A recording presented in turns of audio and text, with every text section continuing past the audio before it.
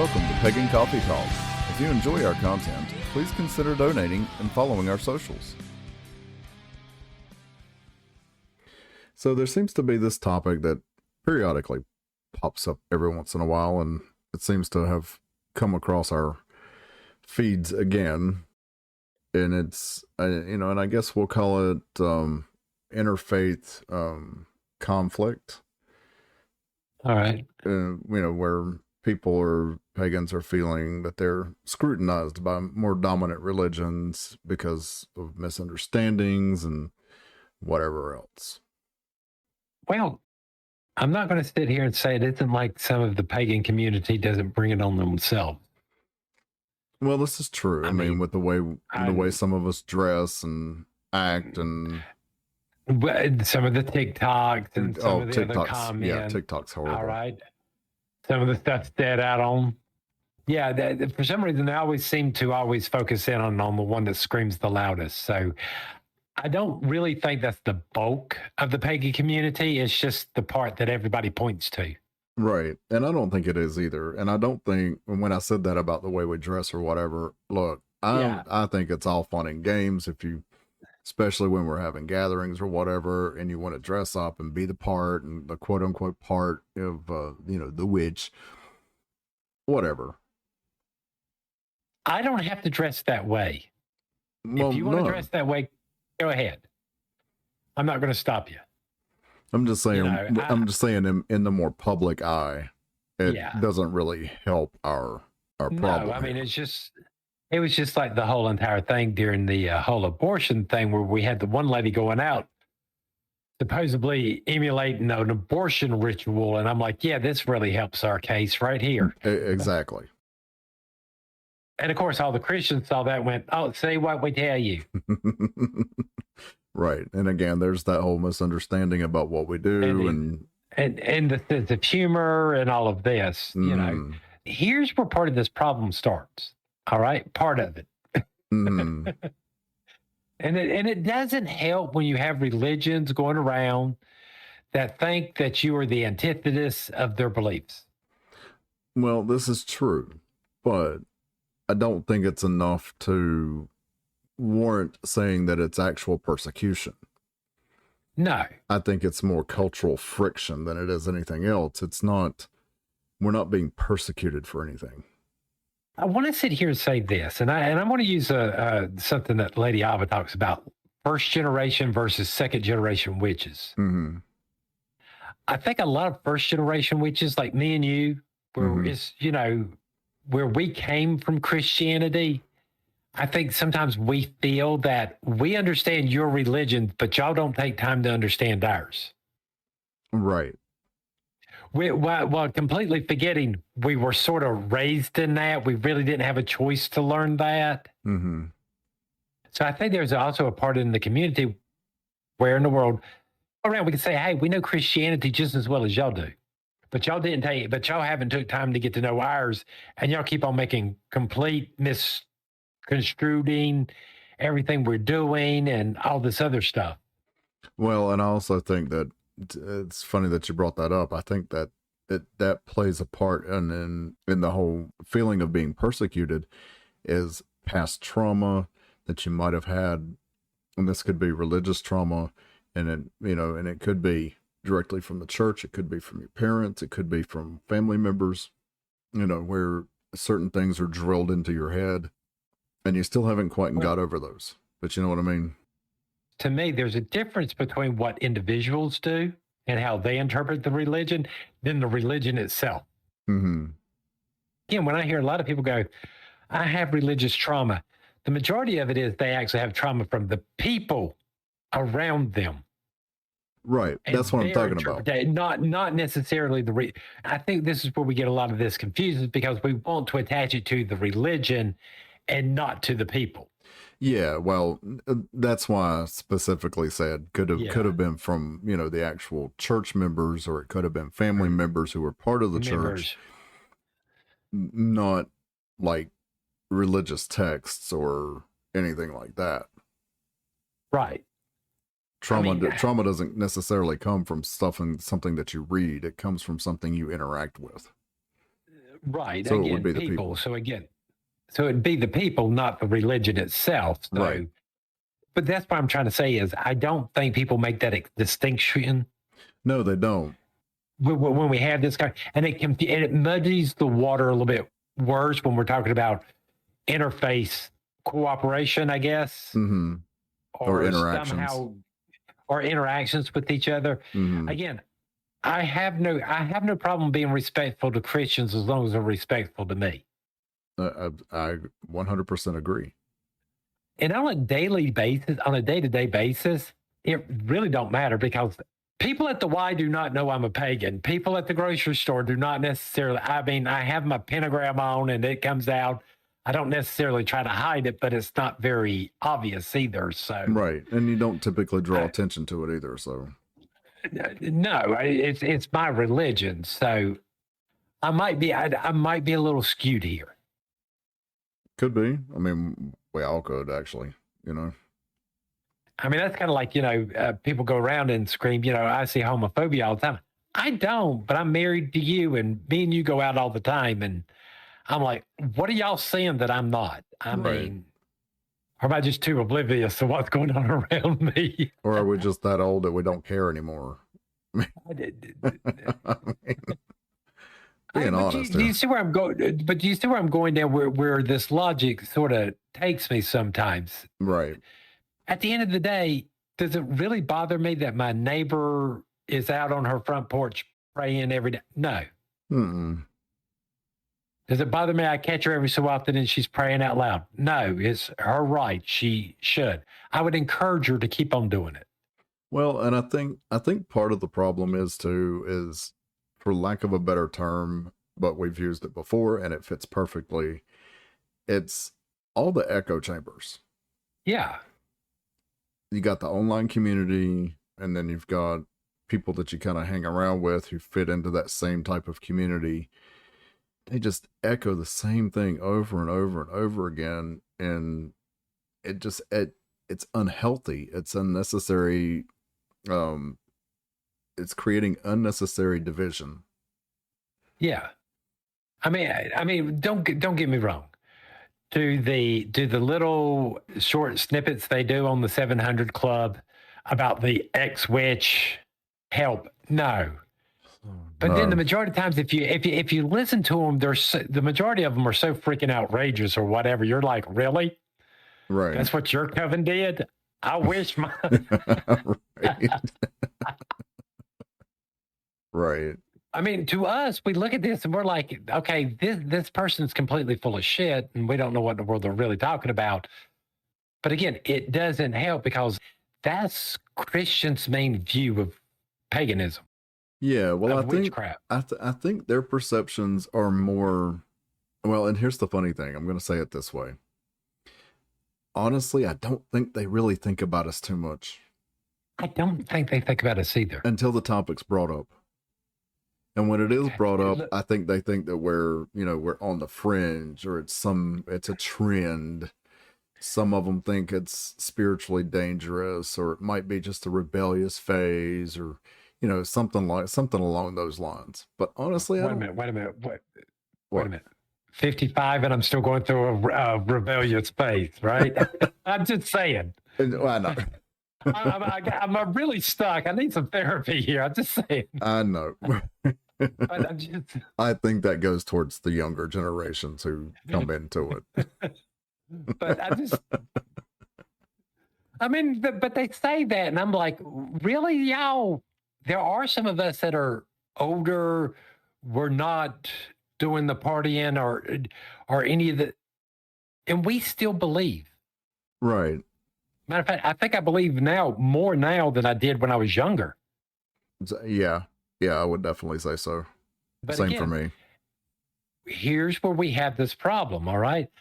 I still think there's an issue there to where in the world you have a lot of pagans that are upset because we know more about Christianity than Christianity actually knows about paganism. Mm. I also think you have a lot of people going around that are, for lack of a better word, butthurt over the previous religion. Mm-hmm. Mm-hmm. You need to deal with those issues. It doesn't help anybody. Yeah, absolutely.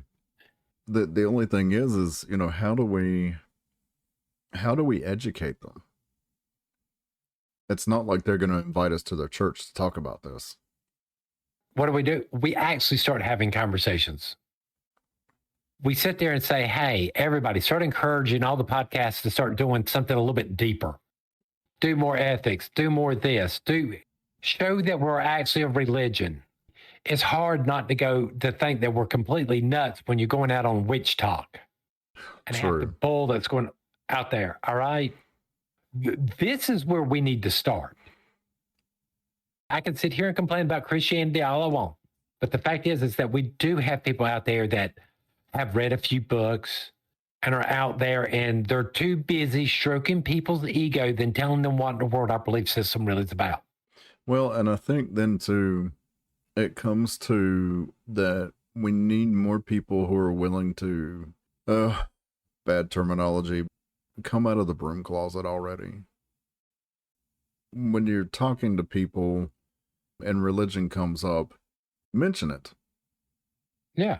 Talk about it, especially if it's people that you feel somewhat comfortable with. There was a lady at work who mentioned my pendant on my necklace, and it's, you know, just started a conversation, and it just kind of went from there. But you got to be willing to talk about it. Me and you were brought up in more of a time where hiding being a pagan was a whole lot easier because, well, people got upset. People automatically assumed everything underneath the sun. I mean, I don't get it, but right. I'm sorry, me being a supervisor at a hospital, I'm sure if my housekeepers knew I was pagan, they'd probably be in my boss's office every other day. Oh, he put a curse on my card. He put a curse on my card. Probably. All right. I'm being serious. I mean, I would probably get fired just for being a big distraction. Right. But then again, I think religion is a personal, private thing, and it should be kept that way. Well, I think so too, but I think if you're going to dispel misconceptions, you have to be willing to talk about it. There's no other way around it. No. I mean, that's the whole education part of this. Well, I mean, that's sort of like my point of sitting there going, hey, instead of you getting all upset because somebody said Merry Christmas to you, just look at them and say, well, you have a happy Yule. And you can totally do that. Out in public, doing your Christmas, doing your little holiday shopping and stuff. Next time you hear Merry Christmas or Happy Holiday, say, well, you have a happy Yule. Right. Nobody's going to get used to it unless we start, God, I hate these words are coming out of my mouth, normalizing it. Right. And until we start putting our little flags out that says Happy Yule. Right. Start putting out the flags or the little yard flags that says invoke and all these others. You're right. Nobody's going to know. Nobody's going to do. We have to, to a certain extent, yes, we have to normalize what we're doing. Right. Yes, the average person on the street should have enough knowledge to know what it is we sort of practice and believe in. Yeah, absolutely. Or at least enough to realize that we're not all the same. Right. There's quite the diversity in the pagan community. Oh God. Yes, there is. There is a big diversity from conservative to liberal to way out in left field to way out in some other field. Right. And I think a few people took a passage to Narnia. Right. And didn't come back. I have to ask this question. For those who do feel like you're being judged or whatever by another religion, why? What is it that is making you feel that way? It would be nice to hear those stories and hear those reasonings. Yeah. I think, in my personal opinion, I think it's because many of us do come from those Christian backgrounds, and there's a lot to work through when you, especially, if you've been in Christianity for a very long time and you come out of it, sometimes there's a lot you need to work through to get past all the mental programming And I think that creates part of that hypervigilance that, creates that fear or the misconception that you're being persecuted. How about this? Try to argue it and take a moment and put yourself in the same mindset of the Christian, but for your belief system. Right. According to them, their belief, it is 100% right, is 100% justified. It being itself is enough justification. When you listen to Christians, that's what they tell you. We wouldn't have this if God didn't give it to us, so therefore it is. Right. Pagans, take a moment. When you're in those moments, put yourself in that same mindset, then start arguing with them. What do you mean? How can you not do this? How can you not see that this is the correct way? Are you with what I'm saying? Because again, a lot of times when I hear pagans have these arguments with Christians, we always take it from a more defensive stance to begin with. Well, and I think that's because of that. Take it from. It's that hypervigilance. It's that being on the defensive. What I'm saying is instead, take it from we come from the right. This was handed to us by our gods in the same way your God handed you your stuff. Basically, I'm saying use their own argument against them. There's no reason for us not to. Right. But you got to be careful with that. What I'm saying is in the way they phrase it. We would not have morality if it wasn't given to us by the gods.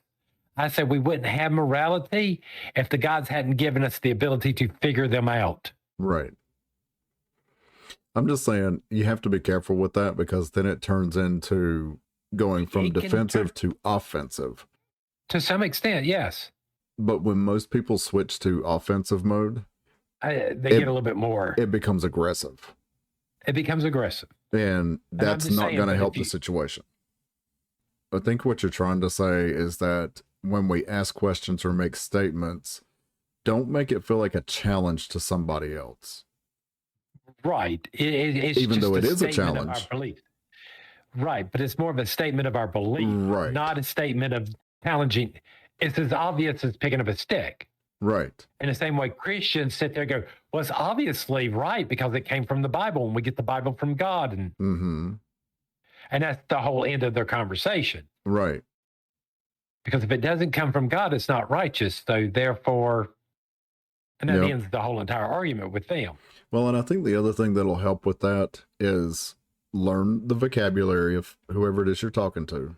Yes. Learn how they typically respond. I mean, it's not hard to do. You can watch any Christian programming and kind of get the gist of it. And I think that'll help you be able to better respond to them when you do have those conversations. And here's the sad part is that you see those people out there, those Christian apologists doing these debates and stuff like that online. And the ones they always put out, they always put out like the idiot that asks the most dumbest questions. I have never seen an actual legitimate scholarly pagan get up and debate any of these people. No. And if they have, apparently it's not what they put out online. I'm not saying that other religions won't attack you. All right. Even religions that you would not think would, but the majority of times it turns out to be the people, not the religion. Right. And that is something you have to consider, is that it's not the religious aspect, it's the people that is doing this, not the religion itself. Right. For those who, and I'm sorry, if you get into a debate with a Christian and you are pagan and you, for some reason, feel like you have to justify yourself, that's the question I want you to ask yourself. Why do you feel like you should have to? Right. I mean, because at the end of the day, I don't. No, I don't either. Okay, fine. You don't want to believe, that's great. You're a Christian. Life goes on. Why does it have to be a debate? Well, it doesn't. But if they're coming from a place of curiosity, or if you're coming from a place of curiosity, I think that kind of helps ground the conversation a little bit. You know what I mean? Yeah. where it doesn't come across as hostile or aggressive. It's hey, help me understand why you feel this way about pagans. Please explain it to me. I don't quite understand what it is that we actually did to y'all. Right. And what philosophies we actually have that seems to not be the ones you have. Right. Because when it comes down to it, a lot of the conflict is not being helped by the online community. No. The internet magnifies hostility. It magnifies the misconceptions. I see a lot of times what's that saying? If it bleeds, it leads. Right. For news, I mean, again, anger, hatred, and the black pill, and I mean, it takes 5 minutes to go out on YouTube or somewhere like that and try to look up something and try to look up good news on anything and try to find it. Right. That's hard more rare than a unicorn. It really is. Yep. But I think part of the problem is that in the online communities, especially the pagan ones, they seem to reward the us versus them stories.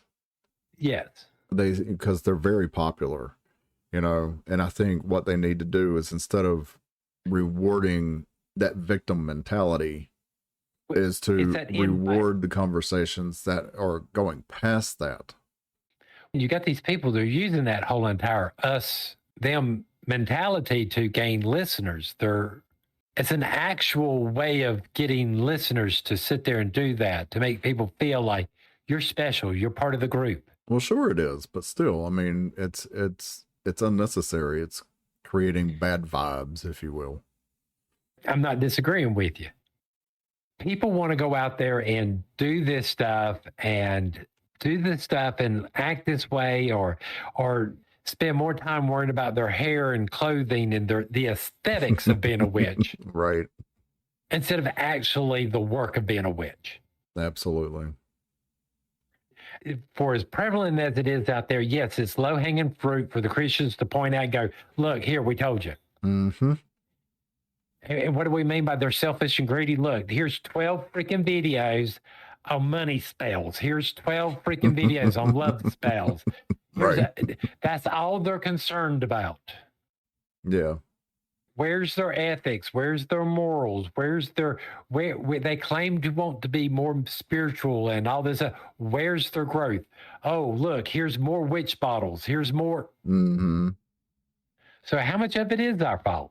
And for the public's way they see us?